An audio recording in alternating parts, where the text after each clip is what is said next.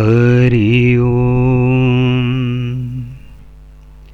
श्रीमत् सच्चिदानंद सद्गुरु स्वामी स्वरूपानंद महाराज की जय। श्रीमत् सच्चिदानंद सद्गुरु स्वामी माधवनाथ महाराज की जय। सब संतन की जय। जय जय रघुवीर समर्थ। हरि ओम। श्रीमद अभंग ज्ञानेश्वरी अभ्यास उपक्रम सत्र 8। गेल्या सत्रामध्ये आपण अध्याय 2 सांख्ययोग याची सर्व प्रस्तावना बघितली आणि त्याचे मुख्य विषय 4 भागामध्ये आपण वेगवेगळे बघितले। आता आजच्या सत्रामध्ये आपण यातला अध्याय 2 विभाग 1 जो होता, ज्याच्यामध्ये प्रत्यक्ष भगवंतानी तत्वज्ञान सांगायला सुरुवात करण्यापूर्वीचा जो काही विषय आहे त्याचा आज आपण चिंतन करणार आहोत। असा जो पहिला भाग आहे त्याच्यामध्ये चरण क्रमांक 1 ते चरण क्रमांक 144 एवढी चरणं आहेत। पैकी चरण क्रमांक 1 ते 8 यामध्ये अर्जुनाला पहिल्या अध्यायात जो शोक झाला होता, जो मोह झाला होता आणि त्यांनी त्याची जी अवस्था झाली होती ती या 8 चरणात सांगितलेली आहे। संजयाने त्याचं वर्णन केलेलं आहे आणि हा जो सर्व भाव आहे, ही जी अवस्था आहे, ती अवस्था आपण सर्व भावासहित अभ्यास करायचा आहे। तरी पण आपल्याला सर्व भाव पाहता नाही आले तरी 6व्या चरणामध्ये एक दृष्टांत देऊन त्यांनी जो भाव सांगितलेला आहे त्याचा जरूर अभ्यास व्हावा। किंवा राजहंस कर्दमी ऋतावा, मग तो दिसावा अम्लान मुख, तैसा दिसे पार्थ अति कोमेजला, कारुण्य व्यापिला म्हणोनिया। आणि आता चरण क्रमांक 9 ते चरण क्रमांक 45 यामध्ये भगवंतानी त्याच्या या अवस्थेवरती, या अवस्थेतून बाहेर काढण्यासाठी त्याला काही सांगायला सुरुवात केलेली आहे। आणि आता पहिल्या अध्यायापासून जर आपण बघितलं तर इथं आता पहिल्यांदा भगवंतानी त्यांचं सांगणं सुरू केलेलं आहे। पण जसे एकदम जालिम उपाय करू नये, सुरुवातीला साध्या गोष्टींनी जर तो प्रश्न सुटला तर तो कधीही चांगला, असा भाव ठेवत भगवंतानी चरण क्रमांक 9 पासून उपदेश करायला सुरुवात केलेली आहे। आणि 9 ते 30 या चरणामध्ये अगदी प्राथमिक म्हणजे त्याला त्याच्या शौर्याची आठवण करून दिली। तू यापूर्वी कशी युद्ध जिंकलेली आहेत, त्यानंतर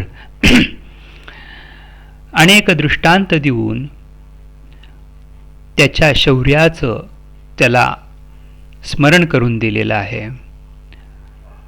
चरण क्रमांक 20 मध्ये एक दृष्टांत दिलेला आहे।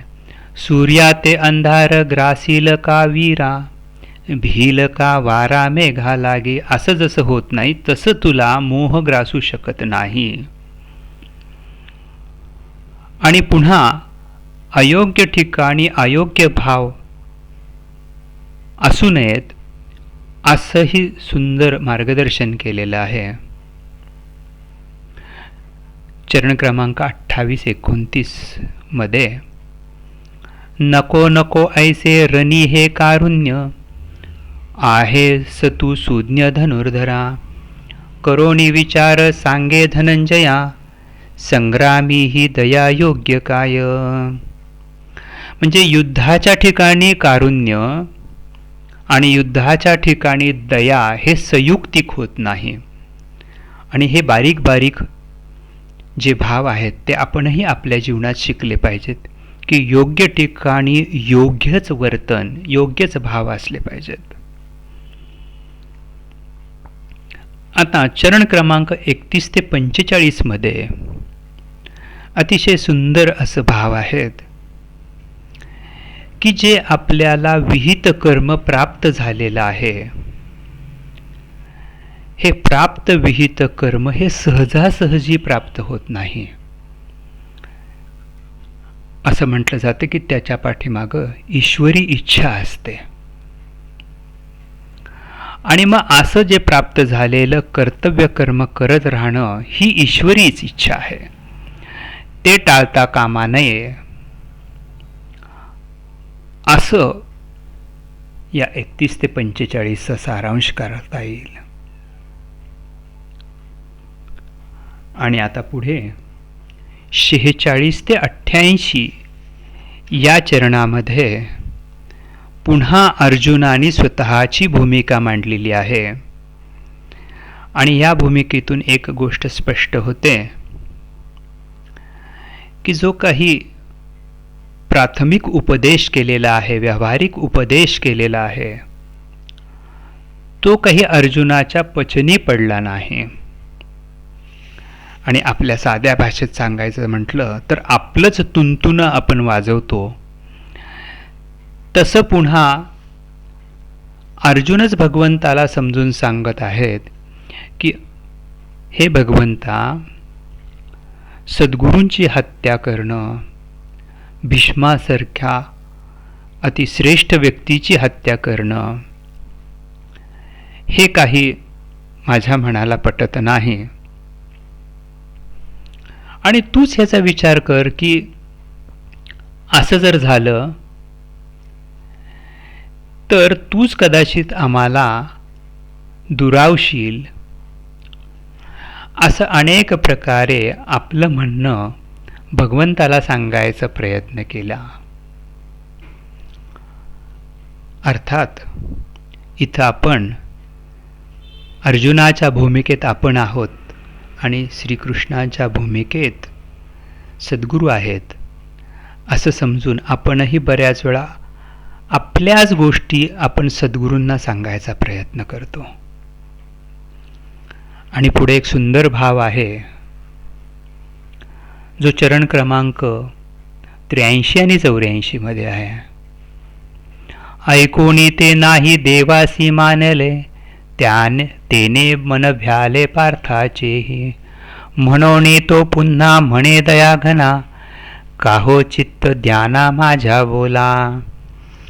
आता ह्याला सांगितलंय तरी हा ऐकत नाही आणि आपलंच तुंतुन वाजवतो आहे असं पाहिल्यानंतर सद्गुरूही थोडं मौन धारण करतात आणि ते आपलं काहीच ऐकत नाही. असं पाहिल्यानंतर आपल्या मनामध्ये भीती निर्माण होते आणि मग त्या भिलेल्या मनाने पुन्हा आपण विनंती करायला लागतो, पण आपलं परत तुंतुन चालूच राहतं. असा सर्व भाव चरण क्रमांक 85 ते 88 मध्ये पाहायला मिळतो. पण तरीही सद्गुरू काहीच बोलत नाहीत, भगवंत काहीच बोलत नाही. हे बघितल्यानंतर मात्र आता तो सैरभैर झाला आणि मग चरण क्रमांक 89 ते चरण क्रमांक 100 यामध्ये आता त्यांनी आपली भूमिका बदलायला सुरुवात केली. आणि ही भूमिका बदलत असताना आधी जो मी युद्ध करणारच नाही असं जे म्हणत होता, त्याच्या ऐवजी हे भगवंता, तू आता मला योग्य काय आहे ते सांगावं, मला आता काही कळेन असं झालेलं आहे. 89 चरणामध्ये, मोहाने व्याकुळ झाले माझे चित्त, सुचेना उचित पाहता आहे, असं खूप सुंदर भाव आता त्याच्यामध्ये आलेले आहेत.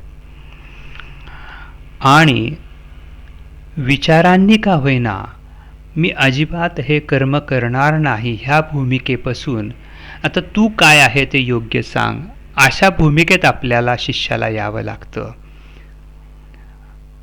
आणि मग पुढे भगवंताला विनवणी केलेली आहे. खूप सुंदर भाव आहेत. आमुचा तू सखा आमुचे सर्वस्व, गुरुबंधू देव आमुचा तू, असं 94व्या चरणामध्ये. नंतर 95-96 खूप सुंदर असे सद्गुरूंचे विषयी भाव आहेत. आणि आपलीही सद्गुरूंच्या विषयी अशीच भावना असणं गरजेचं आहे. आणि या चरणांचा जो श्लोक आहे भगवद्गीतेतील 7वा, त्यातलं शेवटचं जे चरण आहे, शिष्यस्तेहम शाधिमान त्वाम प्रपन्नम, आणि सद्गुरूंच्या चरणी शिष्यभावाने आपण समर्पित व्हायला पाहिजे. जोपर्यंत आपण शिष्य भाव धरत नाहीत तोपर्यंत योग्य काय आहे ते कदाचित सद्गुरू आपल्याला सांगणार नाहीत. पण आपण म्हणतो मी शिष्य आहे,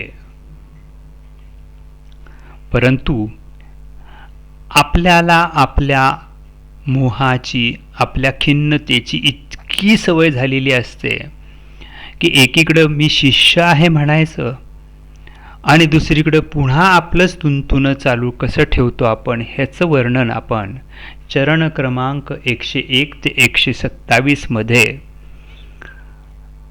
हा भाव आपल्याला बघायचा आहे. आणि आपणही असंच वागतो का, हेही आपण पाहणं गरजेचं आहे. आणि मग हे सर्व अर्जुनाचे मनाचे खेळ, मनाचे भाव ऐकून आता पुढे भगवंत त्यांना योग्य तो अंतिम असा उपदेश करणार आहेत की ज्याच्यामुळं त्याचा हा मोह समूळ नष्ट होऊ शकतो. आणि तसंच आपलाही मोह, अज्ञान समूळ नष्ट होऊ शकतं जर आपण आता पुढे येणाऱ्या भगवंताच्या उपदेशाचं अत्यंत मनपूर्वक श्रवण करायचं आहे. तिथपासून तत्वज्ञान सुरू होणार आहे, ते आपण पुढच्या सत्रात बघणार आहोत. आणि ह्यामध्ये सुंदर असं संजयाने वर्णन केलेले 128 ते 144 मध्ये की एवढं सर्व अर्जुनाने आपली स्थिती कथन करून तो आता शांत बसलेला आहे. आणि आता भगवंतांनाच त्यांनी विनंती केली आहे की तुम्ही योग्य काय आहे ते मला सांगा.